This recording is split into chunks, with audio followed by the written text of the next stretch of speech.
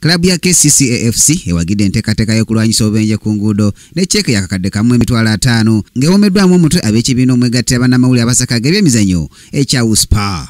Babadde abakwasa cheeke eno ssentebe wa klabu eno ya KCCA-FC Julius Kabugo alaze obwetaavu obuli mu kulwanyisa obubenje ku nguudo olw'ensonga nti nabo nga klabu ya KCCA bafiiriddwa nnyo abawagizi baabwe abawerera ddala okusingira ddala ku luguudo lw'e Masaka era nga ewateekeddwa emikolo. Abantu abasinze okufiira mu nguudo muno abamu baganda baffe, abamu bazadde baffe, naye naffe nga kirabu tulinamu abawagizi baffe bangi nnyo era twetabye mu kuziika okw'enjawulo ng'abantu baffe naddala abawagizi bafudde olwa envuga etali ntuufu.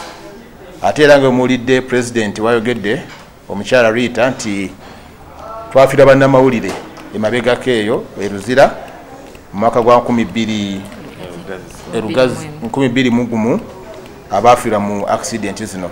Amyuka pulezidenti wa USPA nga kyekibiina omwegattira bannamawulire abasaka g'ebyemizannyo Rita Anguma yeebaziza KCCA-FC olw'okubadduukirira mu kaweefube waabwe era n'alambula enteekateeka zonna nga bwe ziri. Tusiimye nnyo KCCA olwa ensimbi ze bataddemu mu road safety campaign. Road safety campaign ebadde egenzeeko mu bitundu by'eggwanga eby'enjawulo naye ku luno tusazeewo okugenda ku luguudo lw'e Masaka, tugenda kubeera Buwama kubanga oluguudo lw'e Masaka lusse abantu bangi nnyo omwaka guno.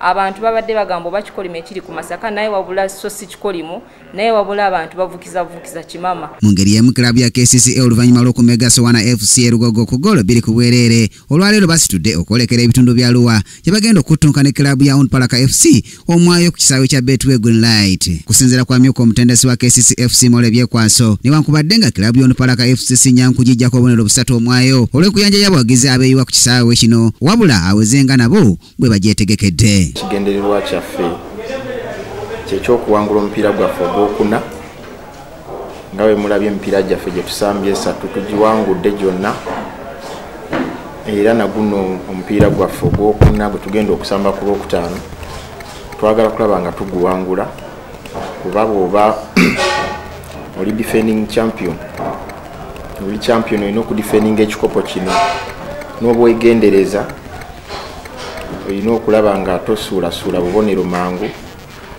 olina okulaba nga points ezisinga zonna ozifuna mu first round. KCCA-FC egenze emipiira guno nga yekulembedde ekimeza kya liigi n'obubonero 9 ne Dira Sports Club Villa mu kyokubiri n'obubonero 7 Vipers ne Express ne zigoberera.